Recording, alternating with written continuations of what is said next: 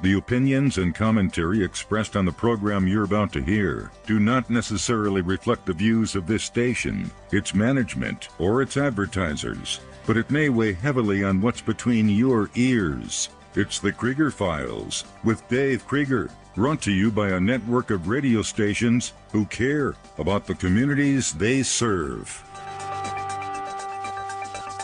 Alexa, turn on the Krieger Files. Yeah, good idea. Welcome to this Tuesday morning, 5 minutes after the hour, and Dave Krieger here with you on the Krieger Files, where we talk about today all things economy and what to do about it.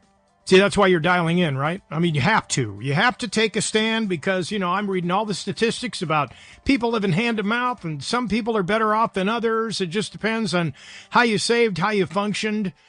A lot of you are looking at the housing market going, okay, what in Hades is going on here? And a lot of you go to Zillow. Well, they've just had a changing of the guard.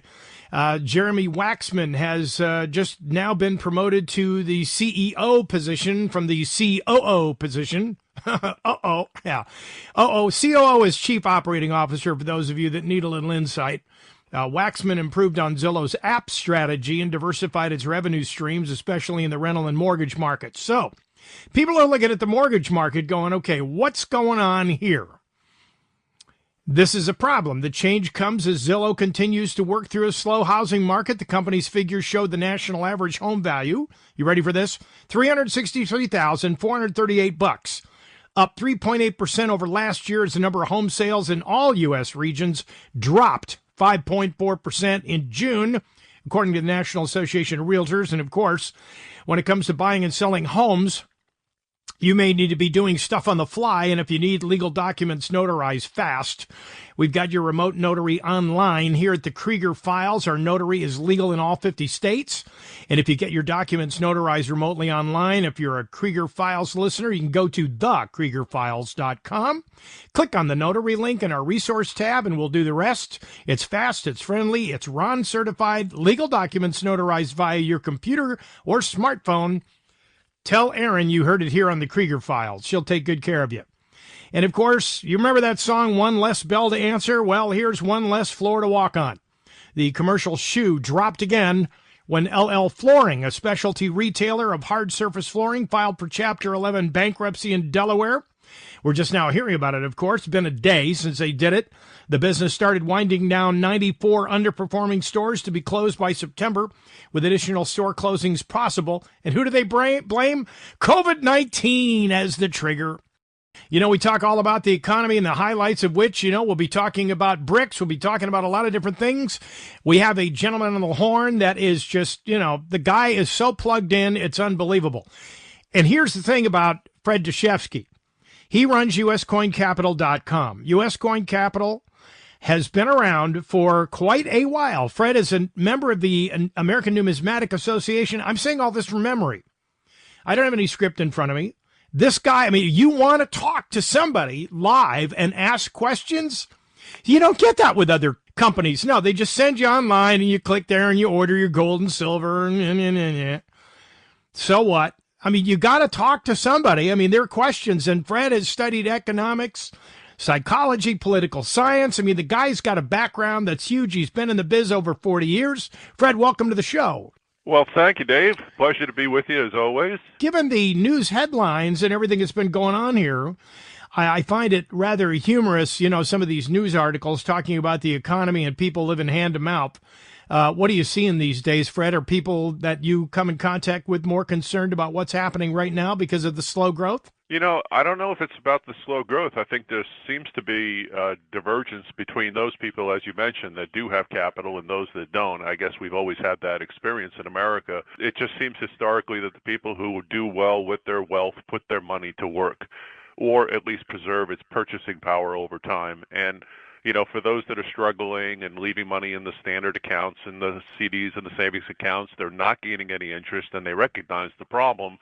A lot of times they just don't understand what alternatives are available to them, but they're fighting a losing battle because the purchasing power of money is being eroded, and it leads to a problem where people are kind of like on the treadmill, or the rat in the wheel, and they're pushing harder and harder just to get the same results. And it's becoming progressively more difficult for average people to stay ahead of the curve because they're fighting against a huge wave that they have no control of, and that's the purchasing power of their money.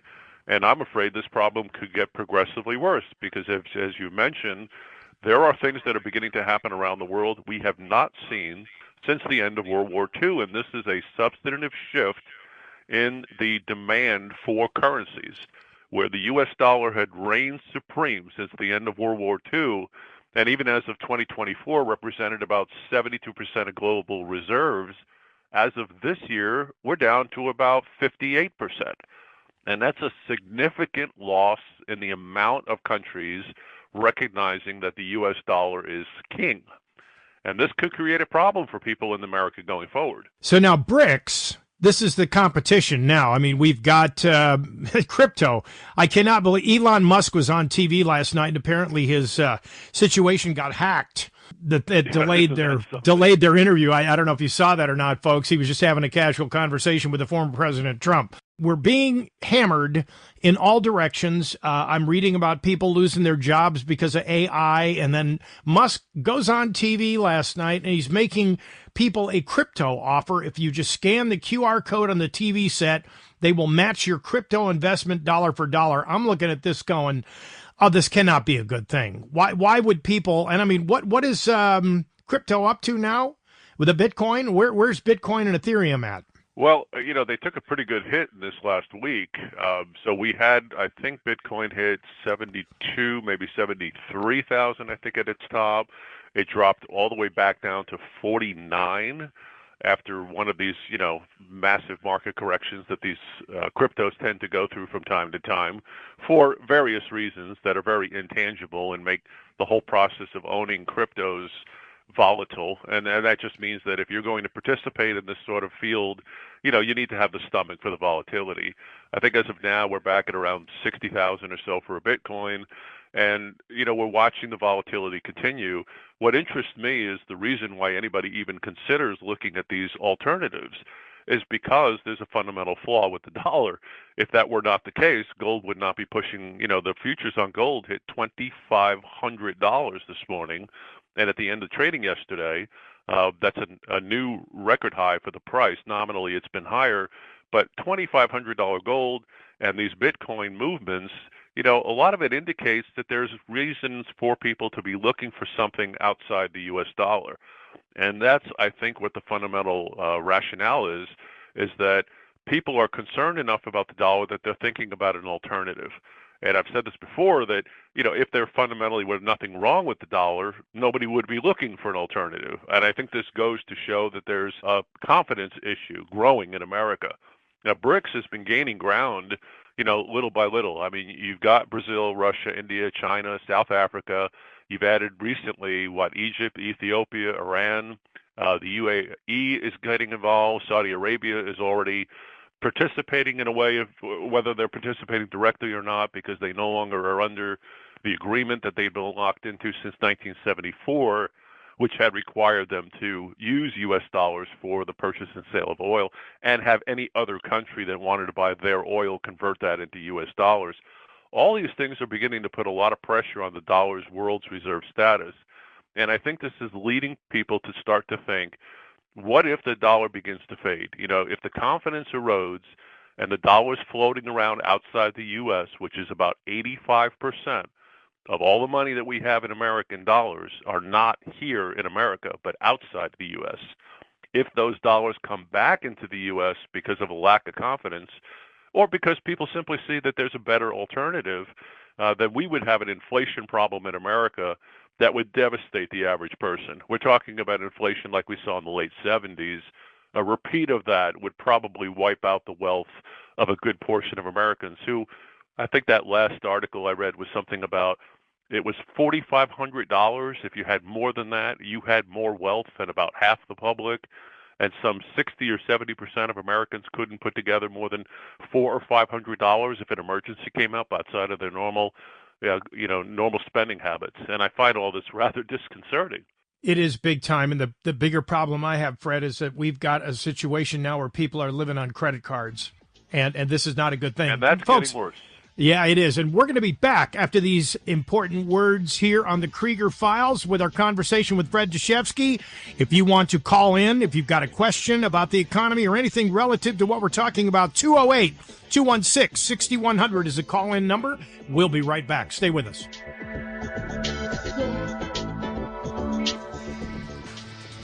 All right, we are back at 18 minutes after the hour. Fred Dashevsky joins us with uscoincapital.com. Before we went to break, we were talking about credit card debt and the amount of it that Americans are getting into right now, and they're trying to get out of it. We've been hearing spots on our broadcast here on libertynewsradio.com.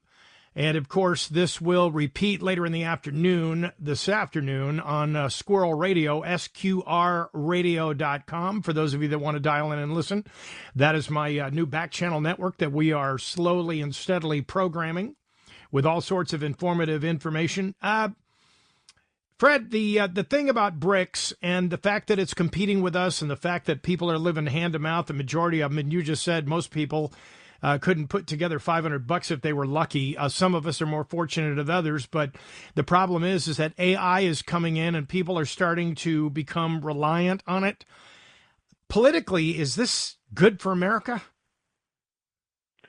Is AI good for America? Well, new technologies are interesting. We have to look back at the advent of lots of new technologies that have come into being. You can go back to the turn of the 20th century and the advent of electricity coming into play, and a lot of people being concerned about robotics and all of the things that have occurred over the decades as technology continues to advance. AI is obviously a huge fundamental increase in the ability of technology to perform lots of interesting things. Whether or not that will end up taking away jobs and things of that nature, a little tough to tell. I mean, the argument was made, of course, robotics was going to take away the auto workers, and, yet we still have a vibrant auto worker machinery working. That includes humans, of course, and these things are definitely things that will raise concern, and time will tell whether or not the technology really does begin to disrupt the ability of an average American to find work. I think at this point the more immediate problem, will be weakness for an average person trying to make the headway through the economy that we're currently living in. And as the technology moves forward, there will be opportunities as well. So I find it hard to judge moving forward whether or not this will create jobs in areas that we can't even think of at this point, or whether or not it'll be a disruptor and really take away from people's ability to earn an income. We certainly hope that technology just does what it should, which is help, not create its own problems, not become something that, yes, it does advance a technological movement forward, but at the same time, disrupts the ability of people to work. That's not beneficial. So I have a lot of, potential concerns, the things that even Elon Musk has talked about, which is AI running amok. Those things sort of sit in the back of my head too. I know they can be a little off the wall. You start to think about, the movie imagery of what happens when AI goes awry. And of course, all these things potentially could exist. And, I don't know what the future will hold for AI, to be honest with you, but I just hope that the technology does what it should, which is to advance, humans' ability to conduct commerce and live their lives more beneficially and have more access. If you think about the world we live in, Dave, I mean, we have access to things that, would have been reserved for royalty, generations ago. We have access to everything. Most people, if they've got, the fundamental resources, we have the best health care available to us that any generation before us has ever had. We have, better food quality available to us, whether or not we choose to use that or not. We have technology that's allowed us to gain access to all of the knowledge that's been accumulated by humankind on a device that we can carry around in our pocket. If you really think about where we are, it's phenomenal. And what AI may provide in the future remains to be seen. Well, the other problem that we have, I talked about at the beginning of the show about LL Flooring's bankruptcy. That's just one. S&P Global tracked a total of 21 retail bankruptcy filings through July 16th of this year, which is the highest level among the past 4 years. You have 92 stores closing. That's probably better than 500 people out of work. Now, this is the thing. I don't know where these 500 people are going to go. But if this keeps going, and like Rite Aid, they're down the toilet, Joann Fabrics down the toilet. I mean, for every single one of these companies, I mean, even on the retail chain in restaurants, I mean, you've got Red Lobster going down and all of these stores closing and going into Chapter 11. I mean, the commercial shoe is dropping, but there is a direct correlation between the commercial shoe and people's jobs. And I don't see AI as helping people to bounce back. What's your take on that? Well, again, I hope that is not the case. I think about it in the terms of, again, as other technologies have come forward, the brick and mortar stores, so when the internet developed to the point of retail commerce shifted, think about what it was like 25 or 30 years ago. It was unheard of to buy something online. I mean, I remember the very first thing I ever bought online was a book from Amazon because I was worried. I was concerned. I was like, do I want to put my credit card into this computer? And do I want to accept the notion that I'm going to believe that they're actually going to take my order, process it, ship it, and that they're not going to keep my credit card and apply charges I don't want? And am I going to have to start watching out for that sort of stuff now? Is this the new world? And you look how far and advanced the technology has pushed us to the point where internet commerce has become so commonplace. I know I hate to admit this. I don't think twice about it anymore. I doubt you do or most people. It's become the convenience has been sold. And I'm convinced I don't have to drive over to Walmart. I can order something online and have it delivered the next day. And I've come back almost full circle to the point where I'm trying to support my local businesses here as opposed to doing these purchases online for simple things. I've got to buy bird food. So, yeah, I could do it on Amazon and it'll be delivered tomorrow, or I could drive 3.5 miles down the road to a local store and support a local business and buy the same product and maybe pay a few pennies more. And I'm coming around to the idea that we need to do that. We need to support the local businesses because they are struggling. I mean, anybody who's been through, let's say, Manhattan as a city in the past 5 or 10 years, there's been a massive shift in the way the city looks because the retail stores are fading away. And I mean, stores that have been there for a decade after decade, they're evaporating.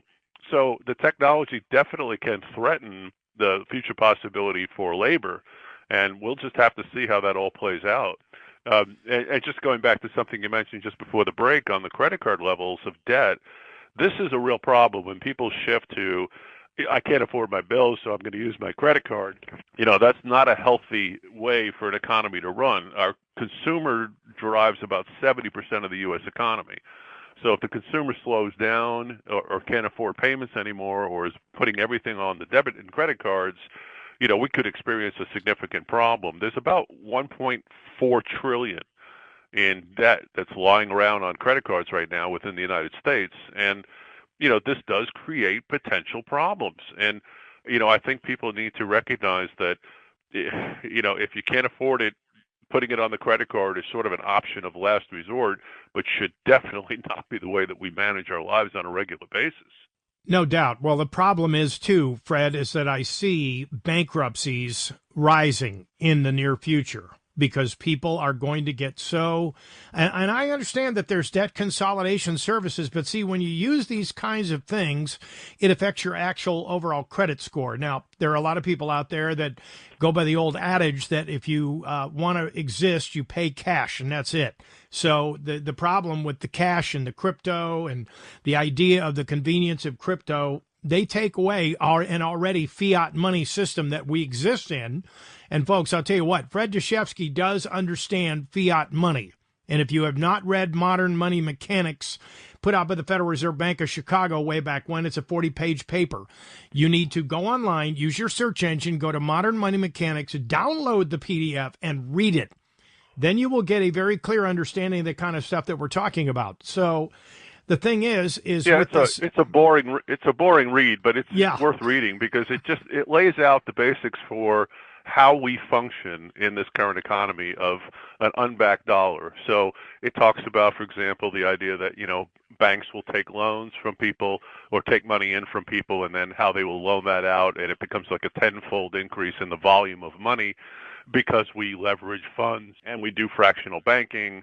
It discusses, how the Federal Reserve Bank operates and its functions, and it's an interesting thing to get to understand. It's a little dry, it's like reading a car manual, but I think it's definitely something that people should review, because if you get this understanding of the fact that we are financing an entire economy on a currency system that has no financial backing, and the only financial stability that it has is created by the confidence in the public, that would, I think, concern people enough to where perhaps they would consider alternatives. And I believe that given what's happening, the growth of BRICS, the fact that China, for example, their currency system is actually starting to become more popular, which is a little strange when you think about it. When the end of World War II, the big pushback, of course, was communism.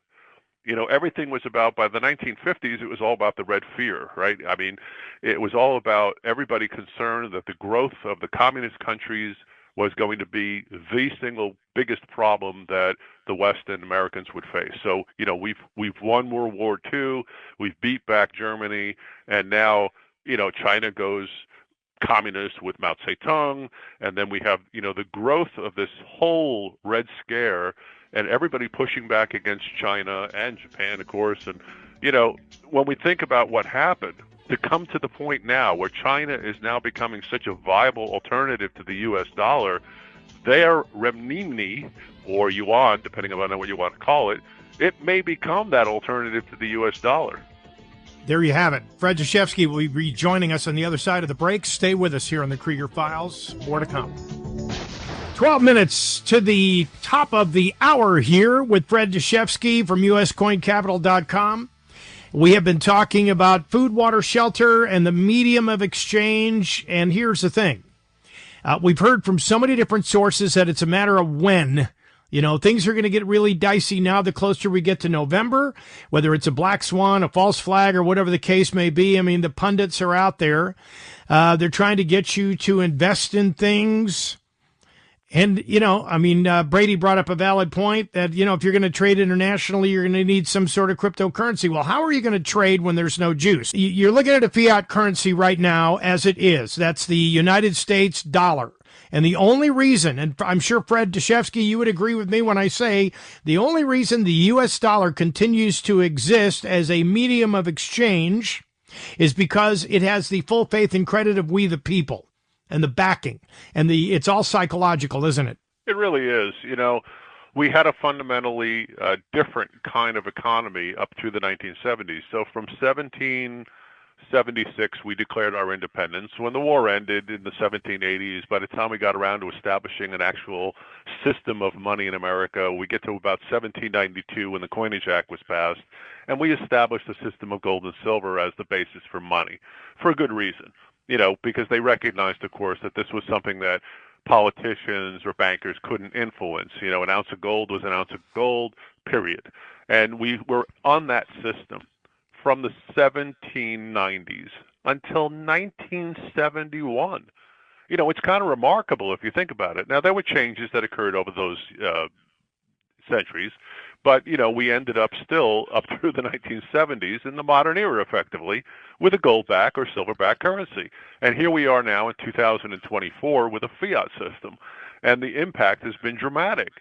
It's changed the nature of the way Americans live. In the 1960s, one single person working a full-time job, no more than about 45 hours a week, made a sufficient amount of income to not only support a family of four, but to save enough money to be able to buy a home, pay a mortgage, and actually put away a couple of bucks for retirement. One person.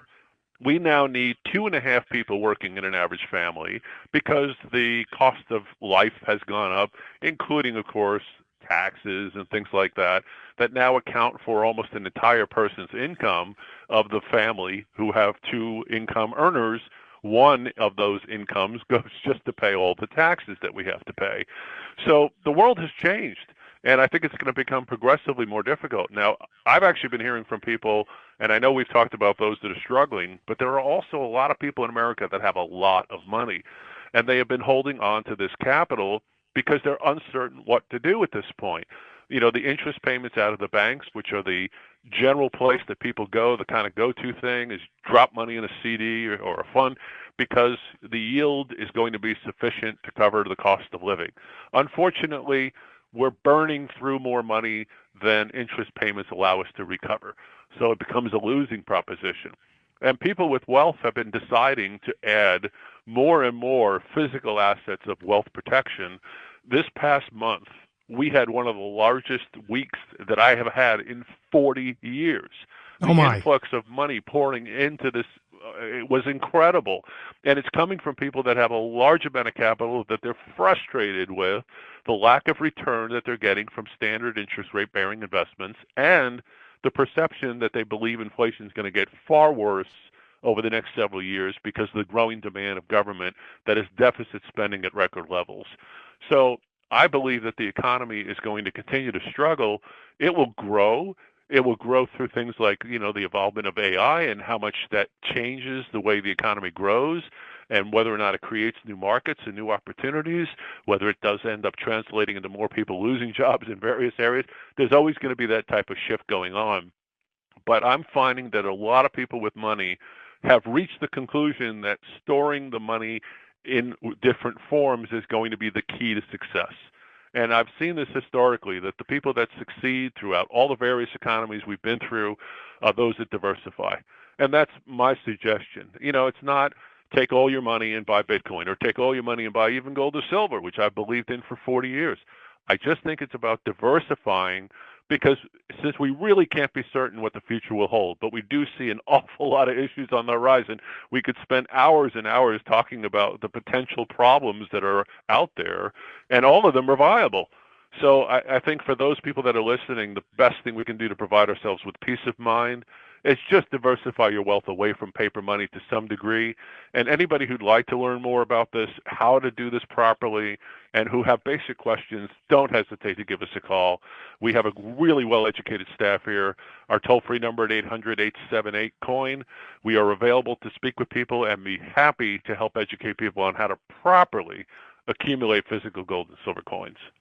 Yeah, that's really important in this day and age, as I've said before. And everybody, like I said, they're all trusting the system. They're suffering from normalcy bias. You're going to hear this term a lot on this show.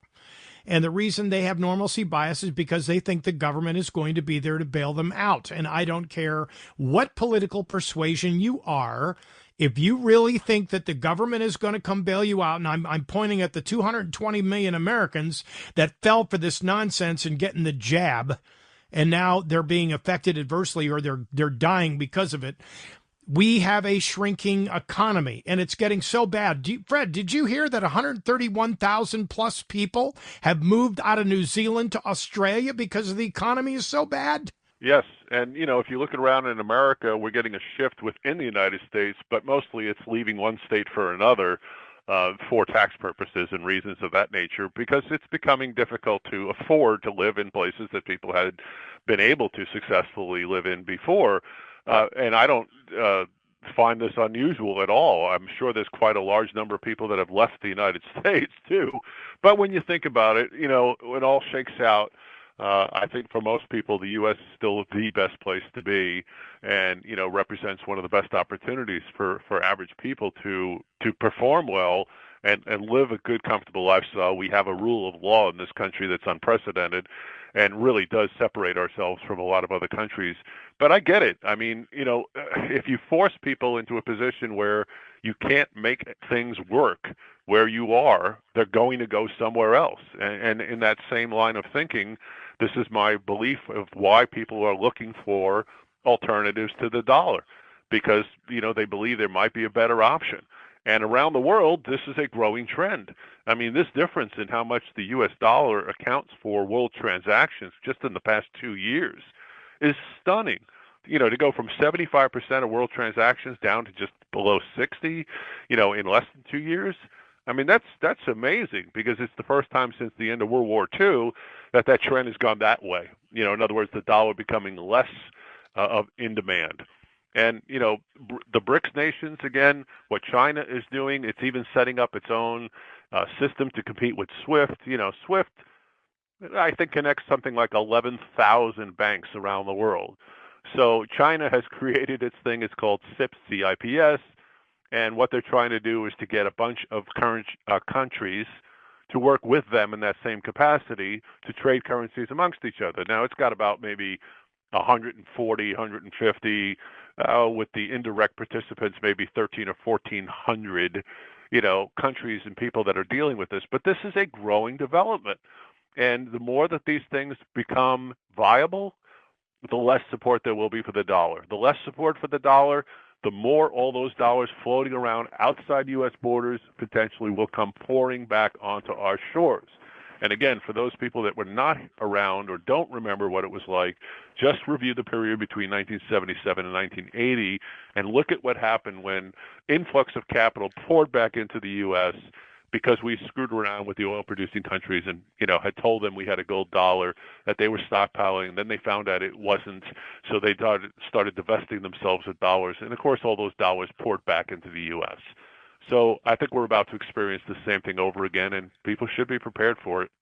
Oh, that's not a good shift, Fred, by any stretch of the imagination. This is a situation, folks, that you have to look in your pocketbook. Food, water, shelter, the means to exist. And if you're not functioning well in the location you're in, you need to scale down and start putting your priorities in order and righting yourself financially so you can exist. Imagine the fact that if you don't have electricity, do you have what is necessary to exist? There are a certain number of people, as Michael Yon said yesterday, that are going to make it because they put their money in the right place. There are people who do not. And a majority of America is not prepared for anything like the large-scale stuff we were talking about turning off the juice in America, which is entirely possible. And if that happens, your Bitcoin will not be accessible.